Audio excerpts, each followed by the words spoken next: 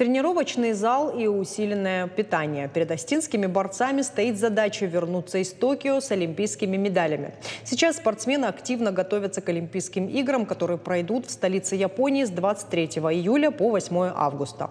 На одной из тренировок побывала и наша съемочная группа. После 2 этапов подготовки у спортсменов появилась возможность побыть с родными и восстановиться. Борцы и тренеры настроены только на победу. Для этого они делают все возможное. Все нацелены на самый лучший результат, на золотую медаль. Ни у одного нет такого настроения, чтобы быть в тройке, только на золотую медаль. Готовятся ребята и все делают для того, чтобы быть чемпионами. Хета Газюмов рассказывает, в каждой представленной весовой категории у осетинских борцов будут достойные соперники, которые также рассчитывают на хорошие результаты. Вопрос в тяжелом весе был всегда открыт, потому что там за последние годы не было такого явного лидера. То один забирал лидерство, то второй, и каждый год менялся чемпион. И, как говорится, в уходящий поезд запрыгнул, к счастью, наверное, наш атлет Сергей Козырев. И надеемся, что он подойдет к самой лучшей форме, проявит свои самые лучшие качества, характер, волю к победе. Конечно же, он молодой. Можно сказать, отнести его можно к темной лошадке.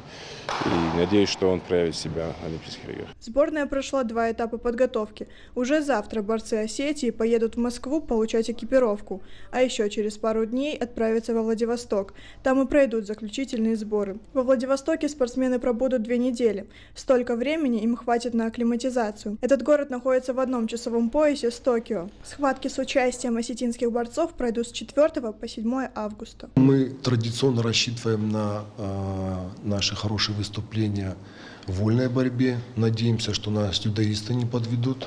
Также надеемся, что и в тяжелой атлетике у нас будет медаль. На 32-х летних Олимпийских играх сборную Россию представляют 8 осетинских воспитанников по 5 видам спорта. Борцы вольного стиля Заурбек Седаков, Артур Найфонов и Сергей Козырев, тяжелоатлет Тимур Наниев, дзюдоисты Алан Хубецов и Мадина Таймазова, конный спорт представляет Андрей Митин, теннис Аслан Карацев. Дорогие друзья, вам предстоит ответственное и почетное право защищать честь российского спорта в Олимпийских играх в Токио. Вы завоевали это право своим трудом и победами. Уже в ближайшее время вам предстоит бороться за олимпийские медали с сильнейшими атлетами планеты.